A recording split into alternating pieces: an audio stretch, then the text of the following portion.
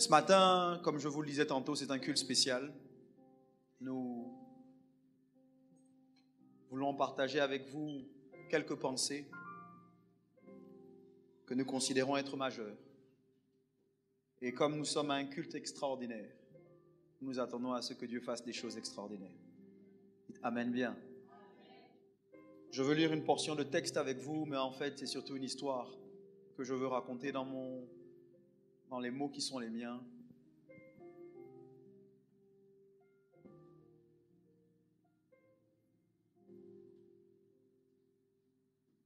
« 1 Samuel 1.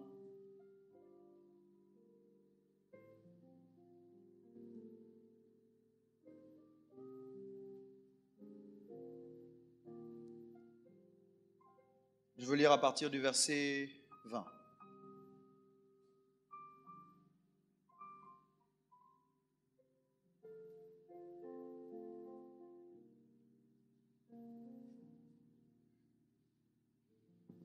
Dans le cours de l'année, Anne devint enceinte et elle enfanta un fils qu'elle nomma Samuel, car dit-elle, je l'ai demandé à l'Éternel.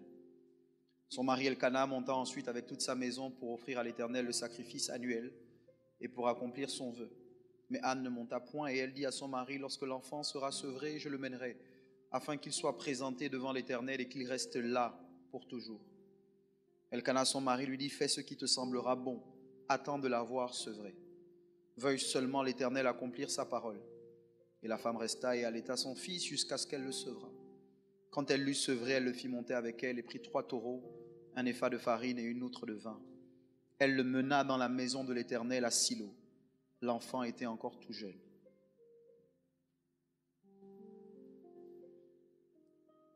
Ils égorgèrent les taureaux et ils conduisirent l'enfant à Élie. Anne dit, mon Seigneur, pardon, aussi vrai que ton âme vit.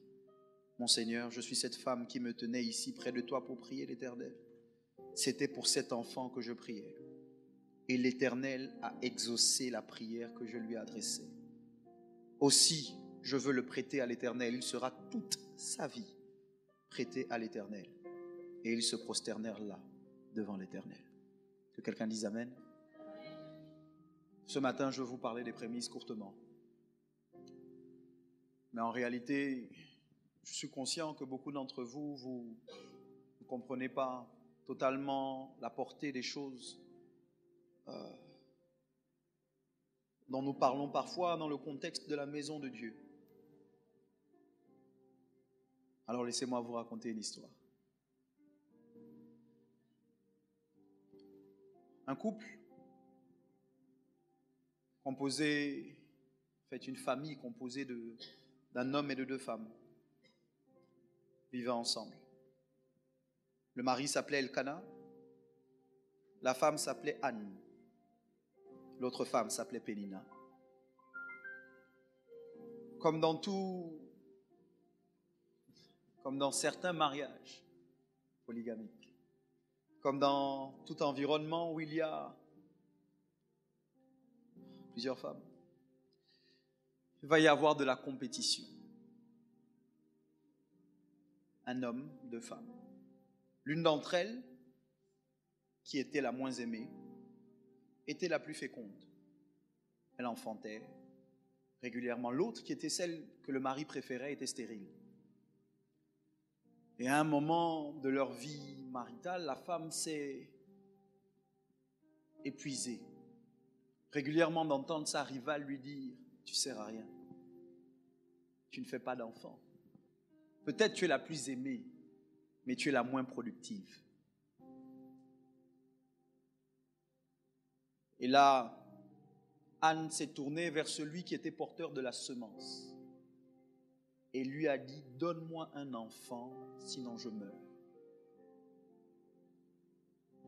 Son mari s'est mis en colère. Pas parce qu'il n'aimait pas sa femme, mais parce qu'en réalité, il se rendait bien compte que son amour n'était pas suffisant pour l'enceinte.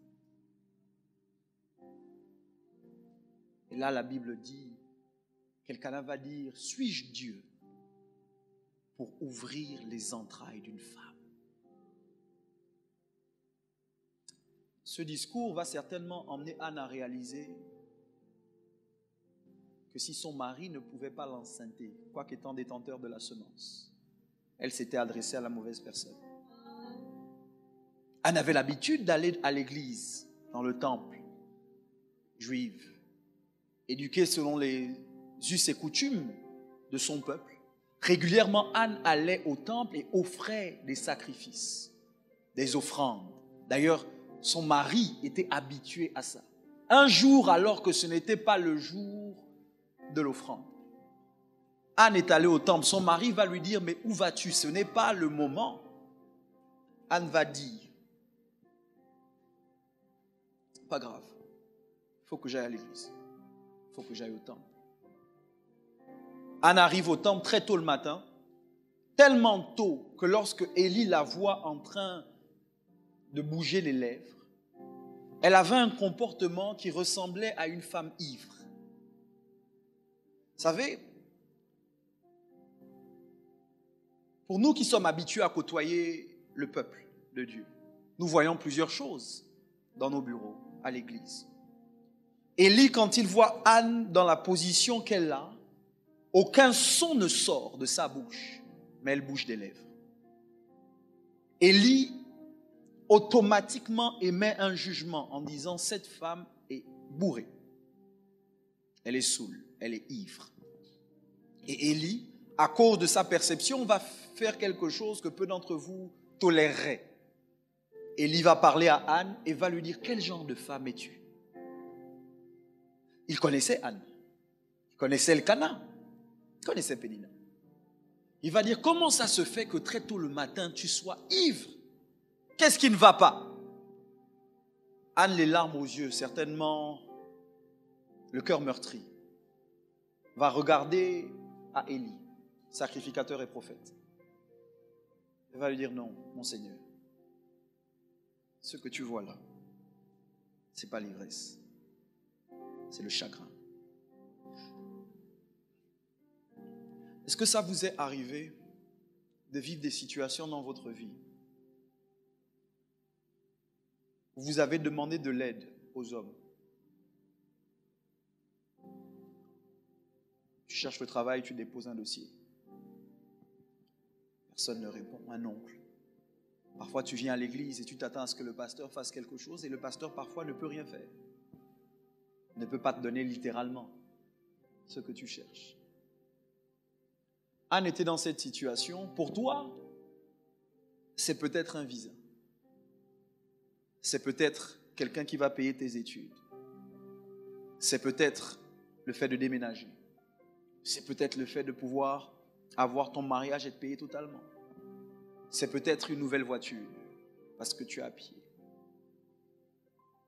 Mais si tu as déjà eu un besoin qui t'attrape les tripes, même si ce n'est pas un enfant littéralement, Anne a regardé Élie et lui a dit, ça ne va pas.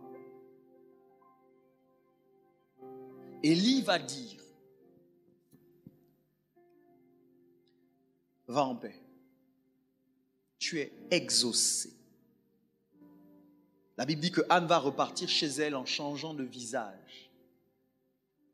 Et l'histoire que j'ai lue, le texte que j'ai lu avec vous, vient pour indiquer pourquoi elle était contente.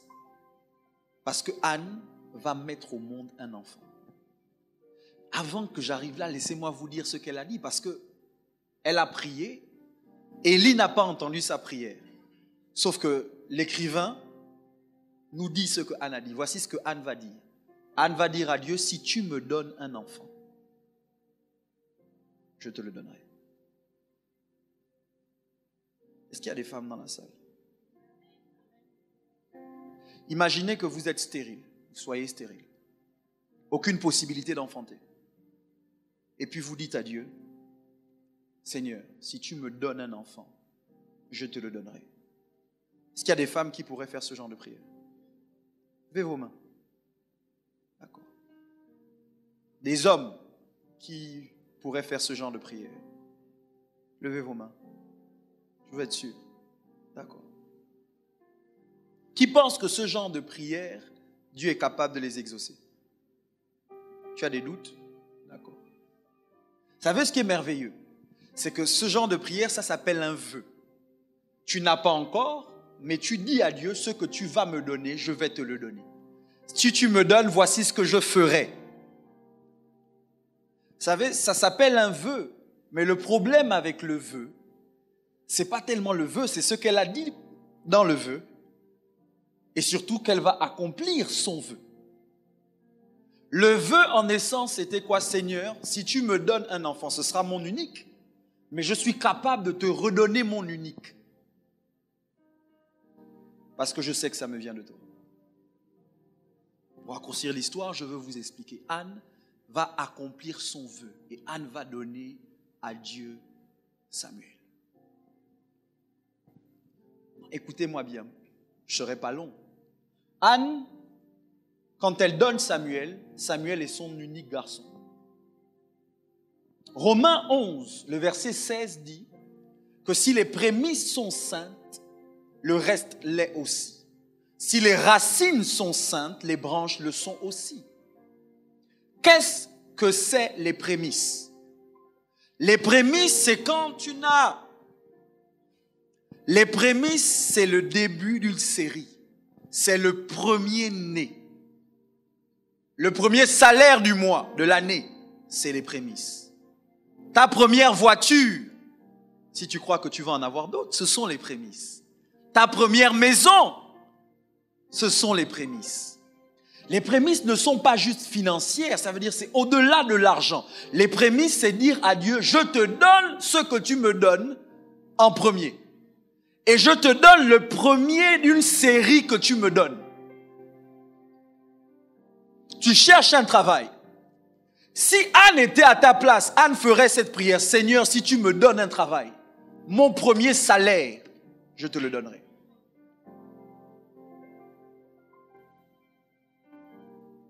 Beaucoup d'entre vous, beaucoup d'entre nous, et là je parle à la jeunesse que nous sommes limités parce que nous avons encore les yeux sur des êtres humains qui parfois ne peuvent plus rien faire pour nous. Tu veux un travail, tu veux une opportunité d'emploi, tu veux que quelqu'un finance tes études, mais après avoir tout essayé, après avoir cogné à toutes les portes, tu te rends bien compte que ceux qui peuvent ne veulent pas. Anne s'est heurtée à Elkana, qui était capable d'enceintrer Pénina, mais pas elle. Anne est allée voir Dieu, parce que quand l'homme ne peut plus rien, my God, Dieu peut. Regarde ton voisin, dis-lui, quand l'homme ne peut plus rien, Dieu peut. Non, cherche quelqu'un d'autre, dis-lui, quand l'homme ne peut plus rien, Dieu peut. Quand la médecine ne peut plus rien, Dieu peut. Quand les relations ne peuvent plus rien, Dieu peut. Et là, Anne,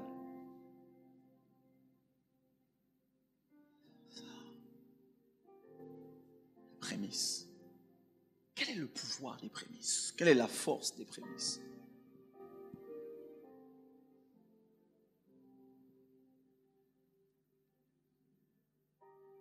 Anne avait Samuel dans les mains. J'ai besoin que vous visualisiez la scène parce que voici une mère qui est sur le point d'arrêter d'allaiter son enfant pour aller le donner à un pasteur. Écoutez-moi s'il vous plaît. Le monsieur à qui elle va le donner n'est pas son père biologique. Tout ce qu'il a fait, c'est ouvrir la bouche et dire, tu seras exaucé. Mais Anne avait fait un vœu à Dieu. Donc, elle ne vient pas donner Samuel à Élie. Elle vient donner Samuel à Dieu. Alors qu'elle tient Samuel dans les bras, je demande aux mères dans la salle de vous imaginer aller déposer votre enfant en disant, tu ne m'appartiens plus. Tu appartiens à Dieu. De tourner le dos et de ne pas revenir en arrière pour dire, Seigneur, j'ai changé d'avis. Écoutez-moi s'il vous plaît, le bébé ne connaît pas Élie. Et les femmes qui sont dans la salle, vous savez comment un enfant réagit lorsqu'il est dans les bras d'un inconnu. L'enfant est en train de pleurer. Anne ne doit pas se retourner. C'est ça les prémices. Les prémices, c'est tu viens donner à Dieu quelque chose qu'il t'a donné comme premier fruit. Tu tournes le dos et tu fermes les oreilles au bruit que poussent tes prémices.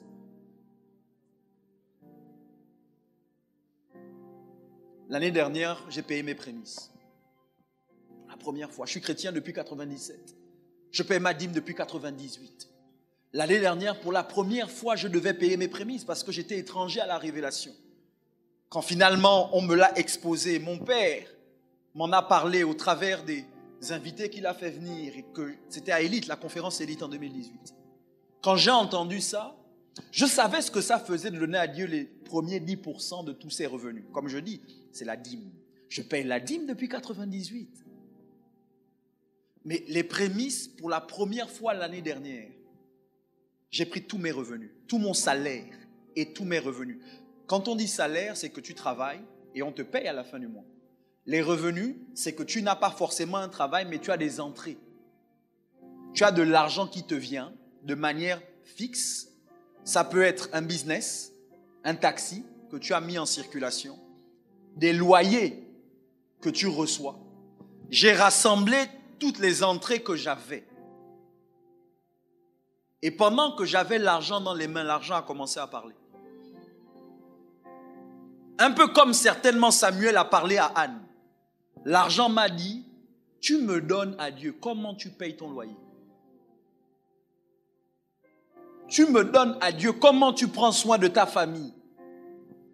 Tu me donnes à Dieu, comment tu te déplaces? Parce que vous comprenez que dans le salaire, il y a le taxi, il y a le carburant, il y a la nourriture, il y a les vêtements. J'ai pris tout ça et j'ai donné. Je ne peux pas dire que je sais exactement ce que Anne ressent parce que Anne, ce n'était pas de l'argent, c'était le fruit de ses entrailles, son enfant. Quand j'ai payé mes prémices pour la première fois, l'année dernière, 1h30 plus tard, 1h30 plus tard, j'étais dans mon bureau. Je venais de faire l'action de foi. Tout mon argent. Que quelqu'un dise tout son argent. Voilà, tout mon argent. Tout mon argent qui était pour le mois. Donc, tout mon argent est parti. Je suis resté dans mon bureau assis. J'ai dit à Dieu parce que je savais ce qu'il était capable de faire quand je lui donnais 10% de mes revenus. Je voulais voir ce qu'il était capable de faire avec 100%. 1h30 plus tard, quelqu'un a frappé dans mon bureau. Pasteur, oui. La personne s'est assise avec le sourire aux lèvres. Vous savez, habituellement, en tant que pasteur, je suis habitué à donner des conseils, donner des prières, et parfois même donner financièrement. Donc, quand la personne arrive, je me prépare à donner des conseils, des prières ou autres. Mais ce jour-là, la personne m'a dit, pasteur, j'ai eu une opportunité, j'ai eu un marché et dans ça, voici ton offrande. Dites bonne nouvelle. Quand tu fais ça, c'est que tu es jaloux. Dis bonne nouvelle. Voilà. La personne m'a fait une offrande qui a excédé toutes les prémices que j'avais laissées partir 1h30 avant.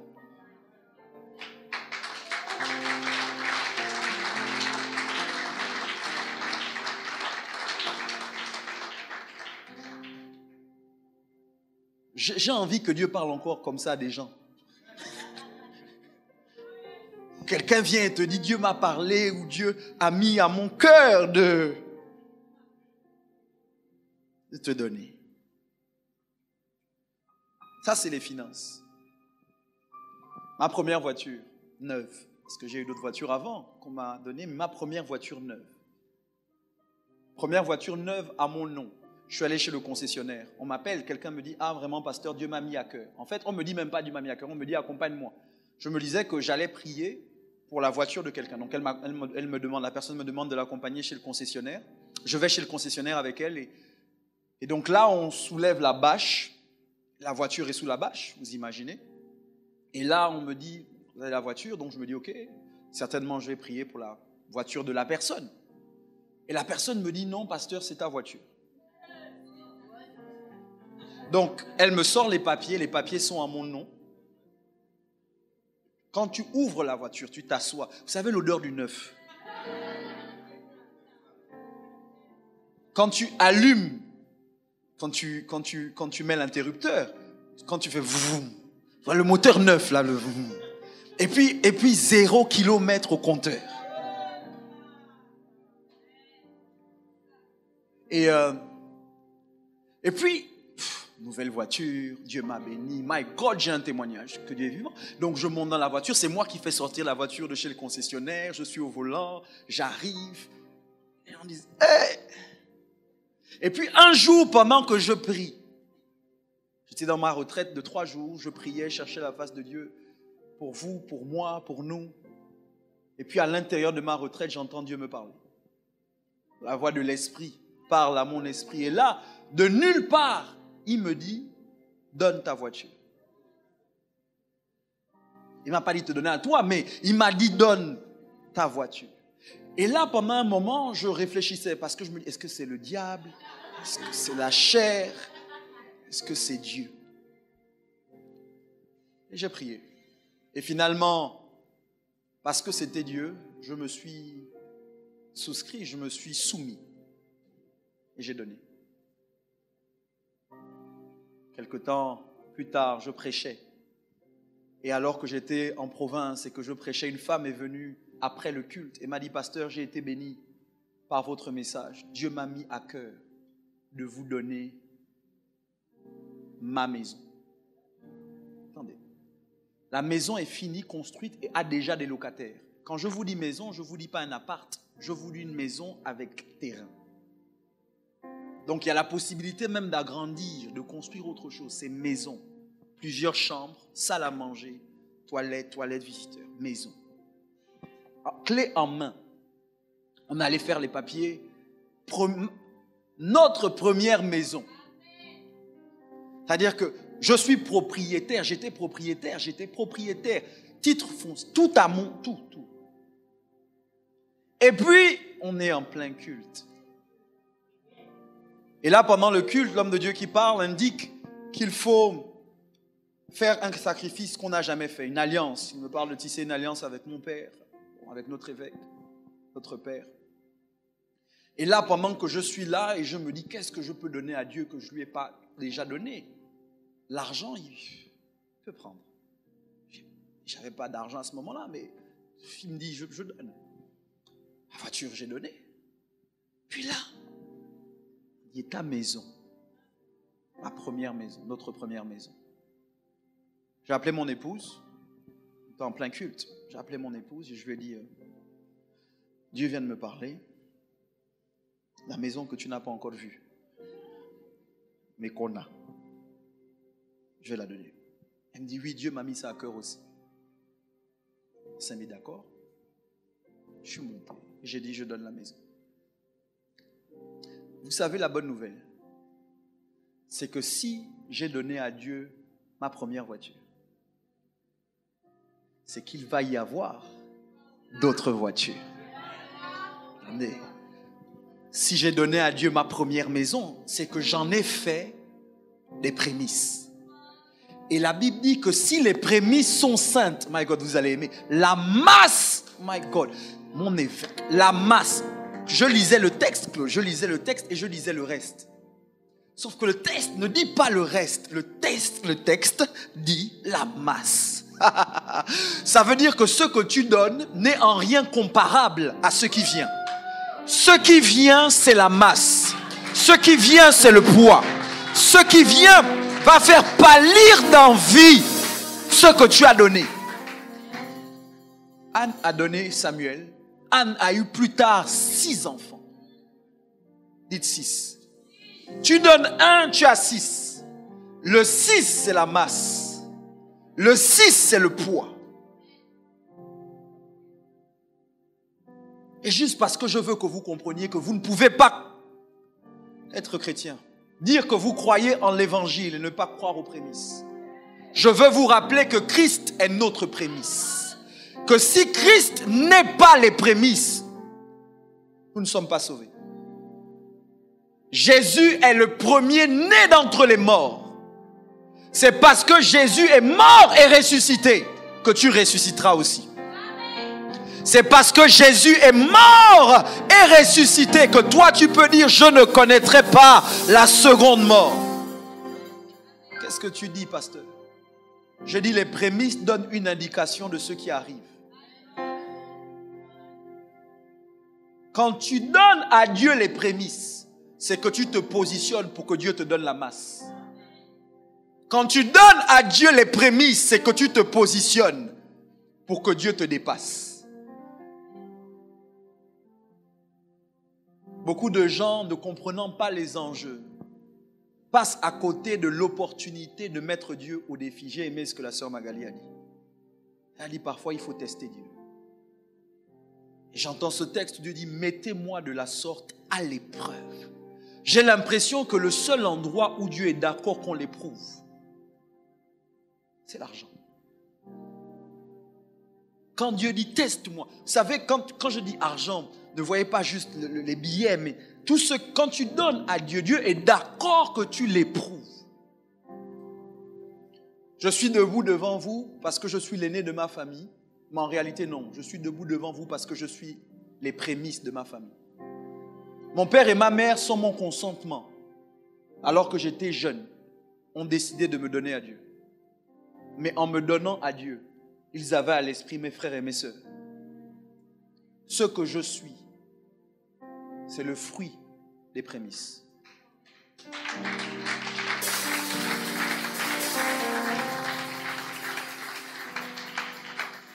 Avant que nous n'allions plus loin, je veux donner l'opportunité à quelqu'un de réfléchir correctement ce matin. Tu es sans emploi et tu veux un travail. Peut-être la seule chose qu'il te manquait, c'est de mettre Dieu à l'épreuve en disant, Seigneur, si tu me donnes un emploi, mon premier salaire, je te le donne. Tu cherches quelqu'un, tu te dis, Seigneur, comment je poursuis mes études? Dieu, les prémices. Tu as un enfant.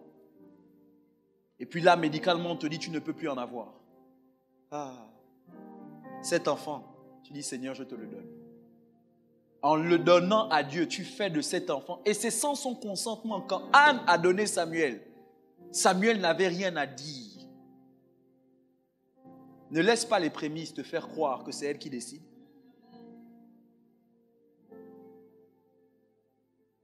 Est-ce que je parle à quelqu'un ce matin?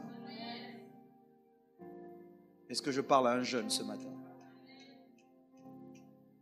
Aujourd'hui, c'est le dimanche des prémices. Partout dans toutes les Écritures, vous trouverez le principe. Mais ce matin, l'image que Dieu a donnée à mon esprit, c'est d'une femme qui emmène son enfant au temple et qui, en le donnant à Dieu, a le cœur meurtri, doit tourner les talons.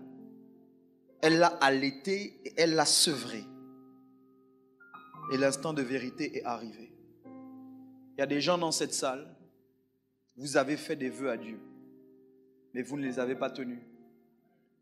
Parce que le moment où il fallait accomplir votre vœu,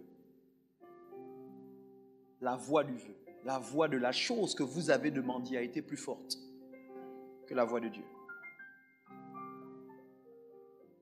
Il y a quelqu'un à qui Dieu dit, accomplis tes vœux. Levons-nous s'il vous plaît. Nous sommes bien heureux d'avoir aujourd'hui parmi nous, pour nous parler à extraordinaire, celui qui a les mots qui comptent Aidez-moi à recevoir avec des acclamations mon Père, notre Père, mon Seigneur, Mike Steve Joktan.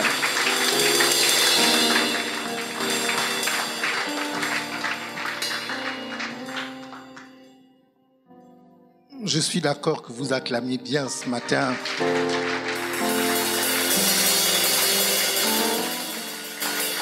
Asseyez-vous si vous le pouvez. J'ai indiqué au pasteur Michel que je souhaitais parler courtement et vraiment très courtement. J'ai la réputation partout où je vais de dire des choses souvent incompréhensibles. Et je me dis que si on ne me comprend pas dans les nations, je risque d'avoir des difficultés à communiquer avec les jeunes. Il paraît que j'ai vieilli un peu et que je ne sais plus faire les choses comme vous voulez qu'on les fasse. Pasteur Michel me dit, il faut crier « Yeah !» Et puis, la vérité, c'est que je ne sais plus faire ça. Je faisais ça il y a 20 ans. Amen. Maintenant, quand je parle un peu plus calmement, un peu plus posément. Mais ce que je voudrais que vous compreniez, c'est que Dieu parle encore aujourd'hui. Touche ton voisin et dis-lui, Dieu parle encore aujourd'hui. Et la connaissance est progressive. Ça veut dire que tout ce que nous devons connaître, nous ne le connaissons pas encore. Et si nous devons croître pour devenir tout ce que Dieu veut que nous soyons, il y a des choses nouvelles que nous devions être prêts à embrasser. En fait, ce que j'ai envie de dire, c'est que la différence entre toi et la meilleure version de toi, c'est la connaissance. C'est une pensée. Les pensées doivent créer de nouveaux réflexes. Les nouveaux réflexes créent un nouvel état ou une nouvelle situation. Amen. Je dis, moi, Dieu m'a parlé progressivement au fil des ans. Je marche avec Jésus depuis que j'ai 14 ans. C'est quand j'avais 14 ans que j'ai fait une expérience dramatique à l'image de celle que l'apôtre Paul a fait sur le chemin de Damas. Ma conversion n'a pas été un processus. Je l'ai rencontré et en l'espace de quelques minutes, ma vie a totalement changé. En fait, ceux qui me connaissaient et qui marchaient avec moi ont dit « Mike Joktan est devenu fou ». En un instant, mes appétits ont changé. Mes ambitions ont changé. Mon regard à la vie a changé. Ma conversion s'est passée comme ça. Et puis, j'ai commencé à faire des expériences avec Dieu où Dieu, progressivement, par petites touches, m'a parlé. Et chaque fois que Dieu m'a parlé, les choses que Dieu m'a dites se sont inscrites de façon très profonde dans mon âme. Et ce que Dieu m'a dit il y a 25 ans, il y a 30 ans, je m'en souviens encore aujourd'hui, comme si nous venions à peine de nous parler. Et ma vie, elle est construite sur ces principes que Dieu m'a enseignés. Et donc récemment, l'une des choses sur lesquelles Dieu a ouvert mes yeux, c'est les prémices. Le message sur les prémices est un message que vous commencez à entendre parmi nous et que vous allez entendre de plus en plus à l'échelle des nations du monde. C'est en lien avec quelque chose que Dieu veut faire dans l'Église. J'étais content tout à l'heure d'entendre le pasteur Michel dire ici quelque chose qu'il n'a pas dit avant dans les autres cultes. Il est possible d'être jeune et en même temps d'être riche. Et la même capacité que Dieu a d'enrichir le vieillard, c'est exactement le même miracle pour enrichir le jeune ou même l'enfant. Moi, mes garçons biologiques sont encore très jeunes. 11 ans, 13 ans. Mais je leur enseigne les principes de prospérité. Et lorsque je leur donne de l'argent, quand je leur donne, je veille à ce qu'après que je leur ai donné, qu'ils retirent la part qui revient à Dieu. Je leur en parle comme étant une règle de vie qu'ils doivent pratiquer en ma présence et aussi en mon absence. En fait, je n'ai pas encore la connaissance de l'étendue de l'héritage matériel que je leur laisserai. Mais je dois au moins leur laisser l'héritage spirituel. La connaissance des choses de Dieu que j'ai acquises au fil des années. Alléluia. Alors, comme le pasteur Michel a pris tout le temps pour vous parler, je veux simplement lire 2-3 petits textes et puis on va passer aux actes. Alléluia. Vous savez, la parole que nous prêchons, elle a de la valeur. Et puis, nous nous efforçons de prêcher à l'intérieur du divertissement. Ça veut dire que nous ne vous transmettons pas seulement savoir, mais nous essayons de le faire d'une façon qui vous divertisse, que vous soyez contents d'être là pour entendre ce que Dieu dit. Mais tout cela ne suffit pas. Il faut, après que nous ayons dit ce que nous avons dit, que ce que vous avez entendu soit suivi d'une action. Alléluia. Parce que ce n'est pas seulement ce qu'on entend qui change la vie, mais c'est ce que l'on fait de ce que l'on entend. Voilà pourquoi Jésus dit que celui qui écoute prenne garde à la façon dont il écoute. Romains 11, verset 16. Or, si les prémices sont saintes, c'est clair, c'est un mot féminin. Or, si les prémices sont saintes, la masse l'est aussi. Si la racine est sainte, les branches le sont aussi. Je dis, ce texte est intéressant.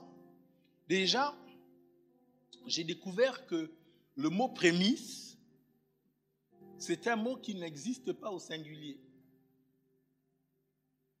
Ça veut dire que quand on parle des prémices, c'est toujours au pluriel. Parce que le prémisse ne concerne pas seulement une chose, mais ça concerne une multitude ou une grande variété de choses. Est-ce qu'on est ensemble ce matin? Le mot prémisse, dans ce mot, il y a la racine premier. Donc, le prémisse parle de ce qui vient en premier ou de ce que l'on fait en premier. Mike Joktan est un prémisse, ou une prémisse. Une prémisse. En fait, j'ai du mal à utiliser une quand je parle de moi parce que je suis tellement masculin.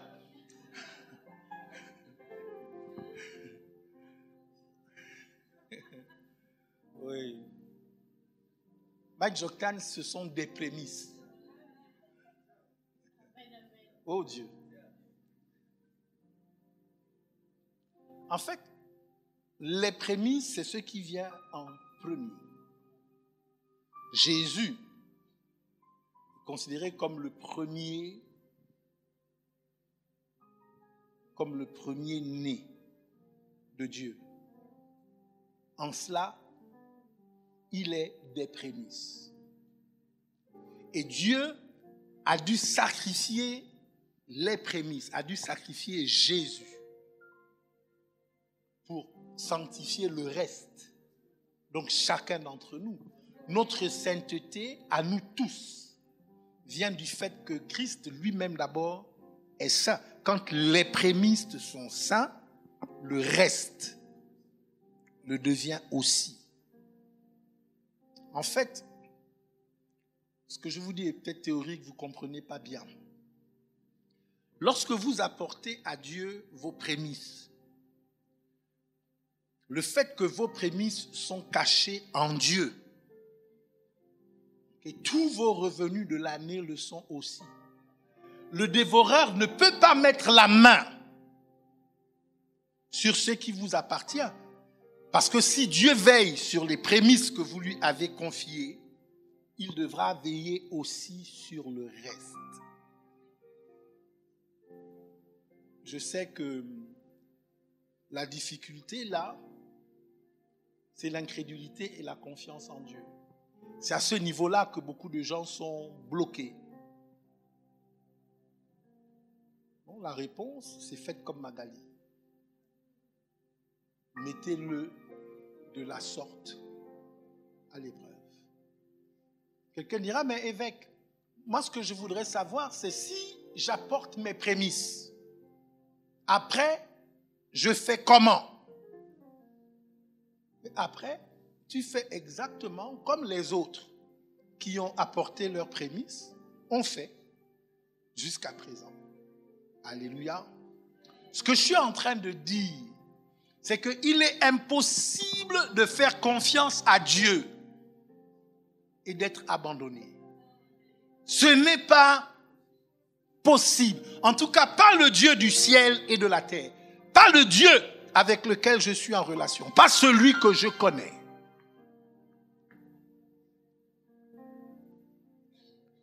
J'ai expliqué aux gens du premier culte et du deuxième culte que les prémices, c'est comme une police d'assurance. Vous voyez, si vous achetez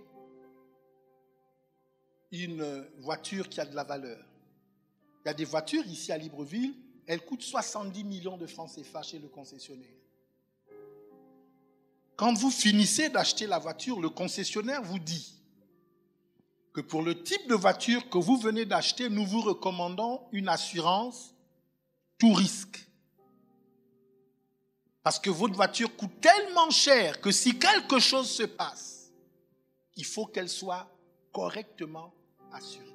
Alors, l'assurance tout risque, c'est parfois 3-4 millions. En plus du prix de la voiture. Maintenant, il y a des gens insensés qui disent non, moi je préfère économiser les 3 millions ou les 4 millions. Et puis, parfois ce qui se passe, c'est que quelques semaines après, la voiture est encore neuve, il y a un accident. Et les 70 millions sont jetés à la poubelle. Et à ce moment-là, les larmes dans les yeux, le cœur en compote. Ah, si j'avais su. Je ne sais pas si vous comprenez. Les prémices, c'est comme une assurance tout risque. Sauf que, quand vous allez chez les assureurs chercheront toujours un moyen de ne pas faire fonctionner l'assurance. Ils vous feront lire le contrat qui est écrit avec des caractères extrêmement petits. Ils vous montreront les virgules, les points d'interrogation, les points d'exclamation pour vous expliquer qu'en réalité, vous n'êtes pas véritablement éligible. Dieu ne fera jamais cela. Parce que Dieu n'est pas un homme pour mentir, ni le fils d'un homme pour se repentir. Et il dit, je me tiens derrière ma parole afin de l'exécuter. Alléluia. Pour vous aider, je conclus en lisant ces deux textes des Saintes Écritures qui me paraissent très importants. Nous aurons l'occasion dans le cours de l'année, alors que nous marchons ensemble avec le Seigneur, d'aller un peu plus en profondeur dans la révélation de ces choses.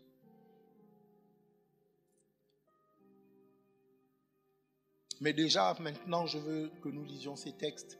Le Proverbe 3:9, la Bible dit « Honore l'Éternel avec tes biens et avec les prémices de tout ton revenu. » Ézéchiel 44:30, « Les prémices de tous les fruits et toutes les offrandes que vous présenterez par élévation appartiendront au sacrificateur. Vous donnerez au sacrificateur les prémices de votre pâte, afin que, la bénédiction repose sur votre maison. Alléluia. Alléluia. Que Dieu illumine les yeux des cœurs. Qu'il favorise la compréhension de ces mystères. Qu'il aide chacun et chacune à ne pas seulement entendre, mais à entrer dans l'application de la révélation. Fais cela, Éternel mon Dieu, au nom de Jésus. Amen. Amen. Est-ce que vous êtes là ce matin? Qui est content ce matin?